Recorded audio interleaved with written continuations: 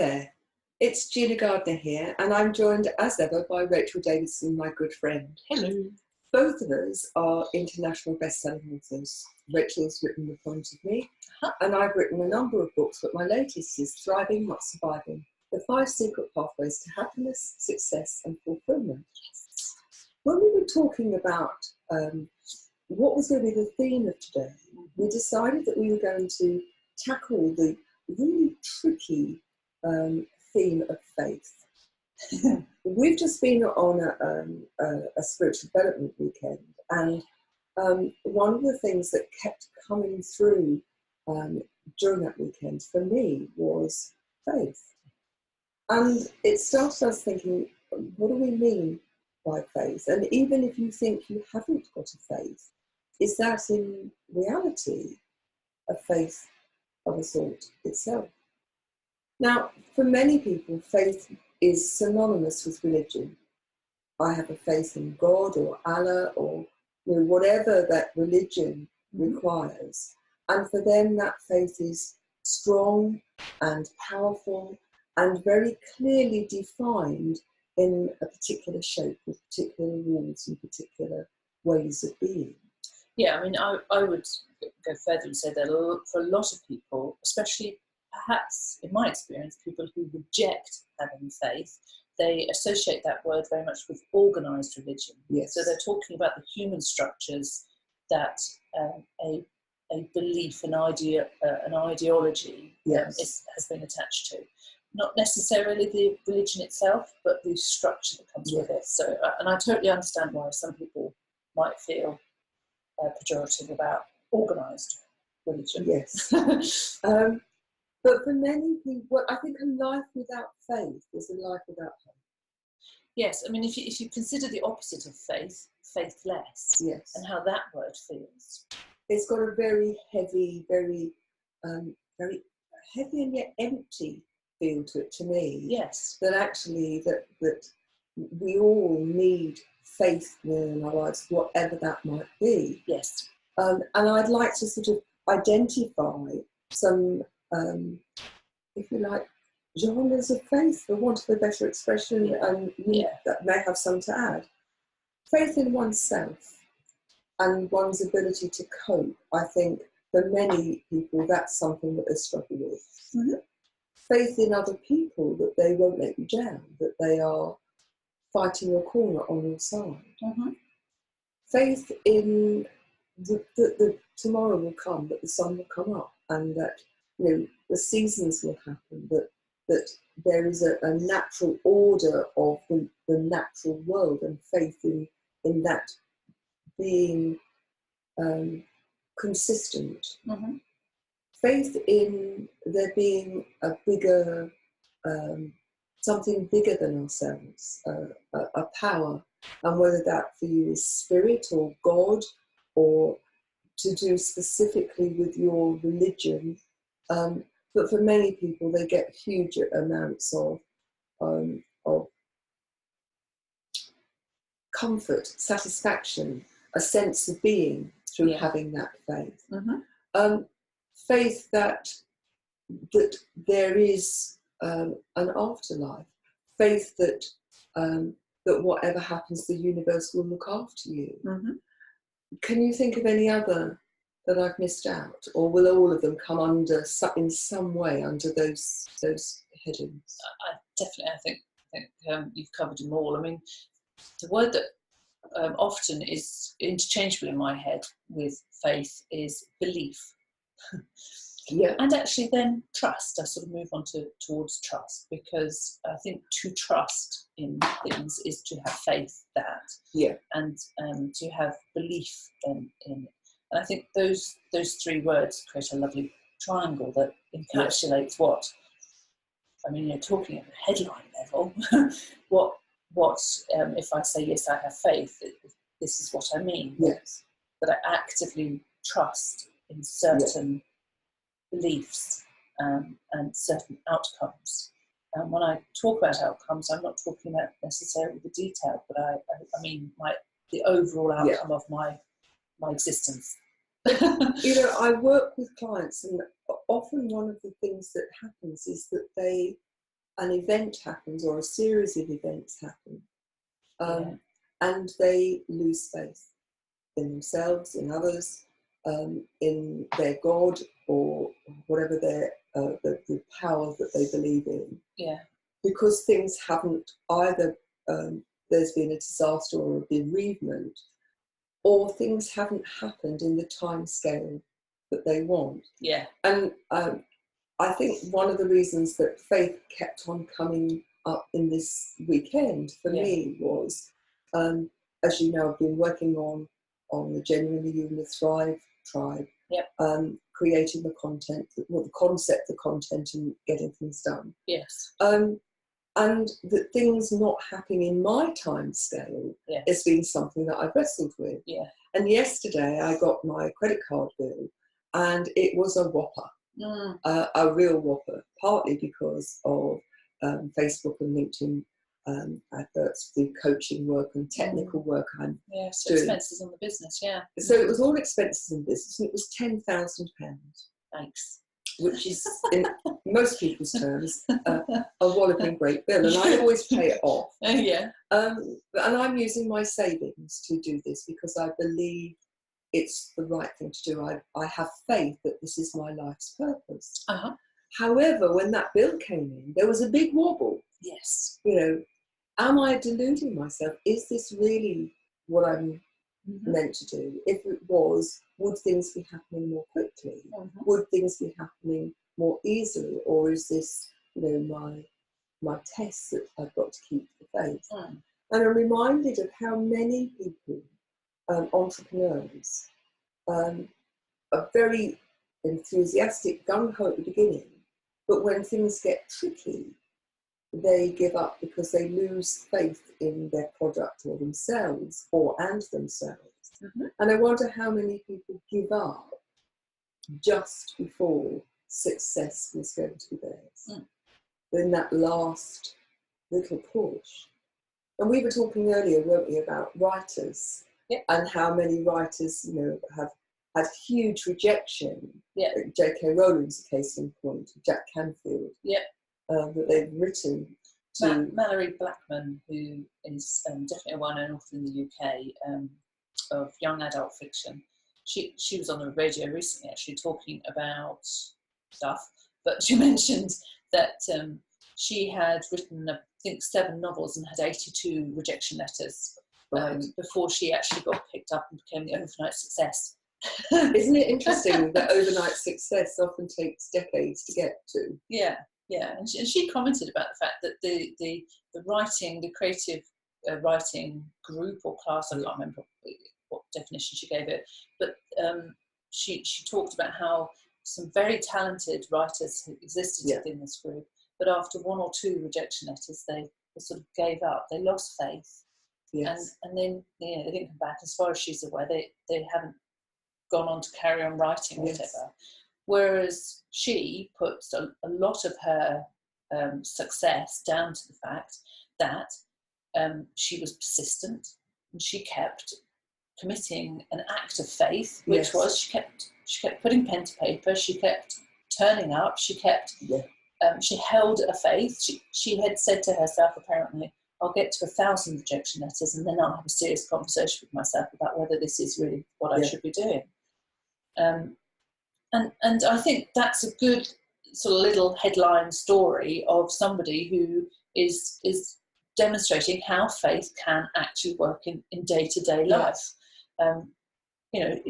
She wasn't talking about any sort of religious type of faith, which is still valid, but she was talking about faith in that the thing that she was placed upon this earth to do, mainly, in terms of creating and giving to other people, was writing.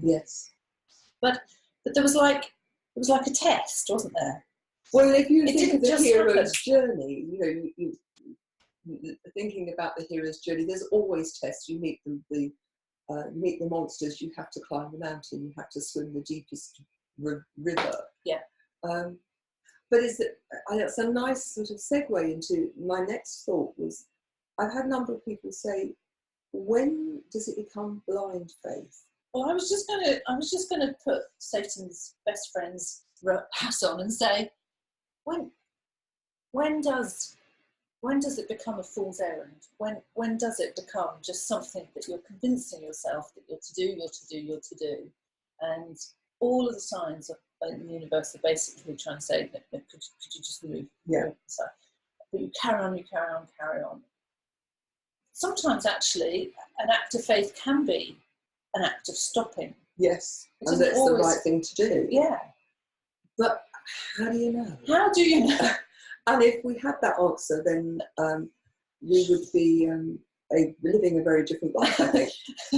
and for me, we'd be following a manual, wouldn't we? That whole, that whole challenge about when do you need to persist and when do you need to say enough.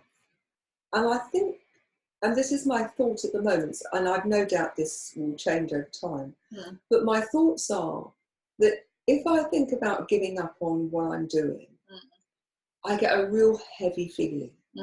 It doesn't feel congruent with who I am. When I look at things like that great big bill that came in yesterday, and I look at my life savings, and I've spent the last 2 years of my life and a huge proportion of my life savings on doing this. And when I think about that, that feels a bit scary. And yet, when I think about giving up, that doesn't feel right. And so for me, the measure is what sits comfortably. And, this sense of drive that my purpose is, right, I might not necessarily be doing it in quite the right way, and I've got to experiment to find the right way. But nevertheless, there is this drive, this sense that actually I need to pursue this. And I believe that you have the same in terms of your writing. Yes. Now, cynical people amongst us might sort of, listen to that kind of talk and say, yes, but you're still deluding yourself. You're still participating in a big delusion. And of course, yes, that is the risk, but that is the risk of coming down to this planet and living a human life anyway, isn't it? That you might make a lot of mistakes and do a lot of things wrong. But it's what actually, as long as you're not hurting other people, what's the real problem? So when somebody says to you about whatever your faith is, be it, I believe very firmly in a God and they don't, or I believe very firmly that my purpose on this earth is to run the Thrive Tribe, or I believe my purpose is to write stories and novels. You can find people standing in opposition to you and saying, but you're deluded. Yes. You're deluded. And I guess, to fight that accusation off, you really have to say, well, hang on a minute. What if I am deluded? Why does that matter? Okay, let's just assume that I'm deluded for a second. Why does it matter? As long as I'm not hurting other people, does it matter that I'm deluded in their definition? I call it having faith, but does it matter if I'm deluded? And often people's rejection of faith comes down to fear of something, doesn't it? So, you said it feels scary to receive a big bill, and of course, so there's a fear, presumably, that the money will run out. And then, and often it can be your nearest and dearest that are the worst. Well, I think they're trying your faith, but they're trying to protect you in their way, aren't they? Because they're fearful. Yes, they're fearful for your safety. And I think you're right that faith and fear, interestingly, they are so closely aligned in terms of their sound, are very much this sort of twin sisters. Because if I think about faith in terms of religion, and I'm not against religion, organised religion, please don't think that. No. But if you look at what's been done over the eons in the name of religion, it comes down to that I'm right, you're wrong. And I'm fearful that what you are doing is getting in the way of what I want to do. And so for me, that's blind faith. where, you know, I have a faith, and if you don't join me in my faith, thinking what I think, acting in exactly the way that I act, then you are a threat to me. Yes. And I need to eradicate that threat. Yes. And I think it's very sad when you listen to people who have what I believe is a true faith in the world religions. Pretty well the world religions have very similar principles in terms of how to live. Very much, yeah. But they get mashed up and skewed, don't they, by certain sects. And it's all based on that, I'm right. Yes. And we talked about, you know, the being right, in the being right, making somebody else wrong. Yes. Is a real challenge, in that when you can see something as different rather than right. Yes. And that, you know, you talked about taking the wrong track, making wrong decisions. I have a feeling that actually that nothing's wrong in that sense, because out of that decision we learn, even if it's we learn not to do that again. Yeah. And so, you know, I often talk when clients are saying that I don't want to get it wrong, I don't want to make the wrong decision. Yeah. And I say to them, this is about making a different decision. And I use the analogy, let's imagine you're going on a journey from London to Edinburgh. Well, I could go by plane, I could go by train, I could go any number of routes by car or coach, I could cycle or walk or go on horseback. Do a combination. Absolutely. And they will take me different lengths of time, they will cost different amounts, they will take me in different directions, because I could go by John O'Groats, couldn't I? A Land's End, or I could go via East Anglia. You could go via Africa. You could. Really chose to. Absolutely. So they're different routes with different consequences. Yeah. But they are not necessarily wrong. Yeah. Now, if you needed to get to Edinburgh in the quickest possible time, that adds a different perception to which is going to be the best decision for you. Yeah. But we get so hung up on, I've got to be right, I've got to be right. Yeah. Rather than, this feels right in this moment, given the information that I have. Yeah. And hindsight's a wonderful science, isn't it? Yeah. It's the only exact science, isn't it? Quite. And people will talk about their feelings in these sort of, you know, oh, I've got a decision to make and I need to be right. They will talk about gut instinct, won't they? Yeah. Gut instinct is just another way of describing faith. Intuition, faith, inner wisdom, they are one and the same. Yeah, it's about going inside and not being blasé, not being sort of, you know, flippant about it, carefully considering the reality of how you feel about certain pathways, certain approaches, certain to-dos, certain big whys in your life, and listening to that silent, conscious voice. But therein lies the challenge. Because I think for so many people, their inner voice is completely overwhelmed by all the outer voices. What will they think? What will their opinion be of me and what I'm doing? Will I please them? Will they be cross with me? Will I disappoint them? Yeah. And those could be our parents, whether they're alive or dead. It could be our partners, it could be our friends, our colleagues, the world in general. Yes. And if you look at the people in history who have stood up for what they believe in and, you know, maintained their faith, look at Gandhi, for example. He maintained his position about non-violence in the face of huge opposition, didn't he? But he felt that what he was offering the world was right. And he had faith in himself that he could continue. Yeah, but people like that who have a deep connection to a purpose, to a manner of being, to a belief. Yeah. I mean, they are thought of as deeply religious people, aren't they? Because of that behaviour. Yeah. And often, of course, they're coming out of a religious life, in the sense that they have a discipline, a regular acts of faith are performed, so that they regularly get used to quietening and talking to. Some people might call it the inner voice, the subconscious. Other people might say, well, this is God. I'm hearing God. Yes. Yeah, but all of it is true, in the sense that they are very consistent. Yeah. And are willing to go through lots of challenges and tests, and continue to be consistent in a belief, in a faith. Interesting. I use Gandhi because of his enormous impact across the world, really. But if you look at business people, I read Alan Sugar's autobiography. Oh.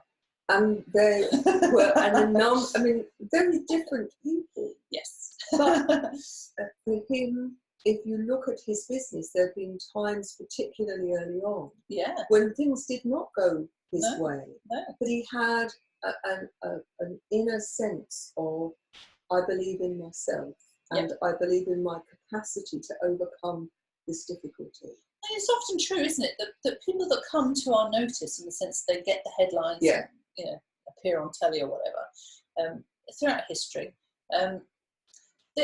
they have often been joined or had a moment where somebody has demonstrated belief in them.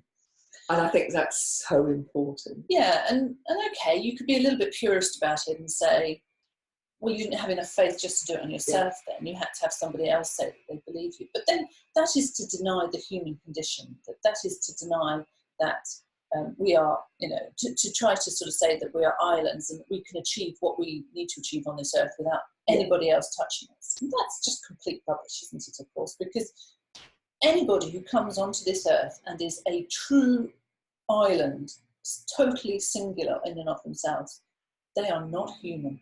They're not learning anything. No. There's no opportunity for development, is there? If you are just self-contained and don't care about anything else.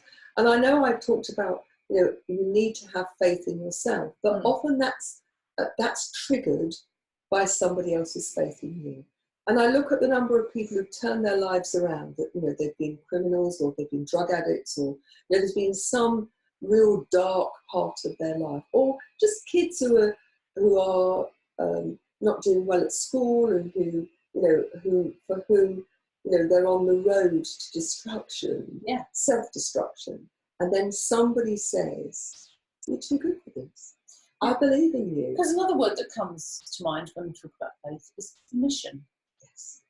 I think that's an interesting one, because so many people fail to give themselves permission to succeed. Yeah, and I know that I finally actually did some practical hows to become a writer, as in I actually finally came up with a story, and I finally came up with the first chapter and then the second chapter. Mm-hmm. Only because somebody in my life gave me permission to do that. Mm-hmm. Because somebody said, you can do this. Yeah.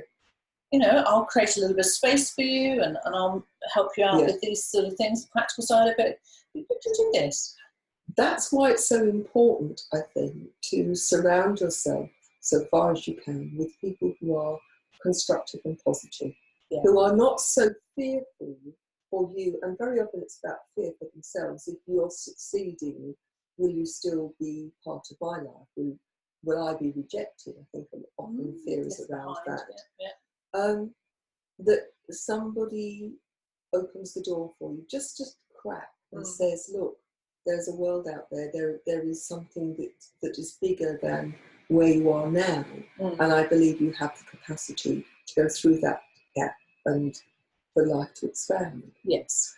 And so that's one of the reasons for starting the Thrive Tribe, is to have a tribe of people who believe in you, even on those days when you don't believe in yourself.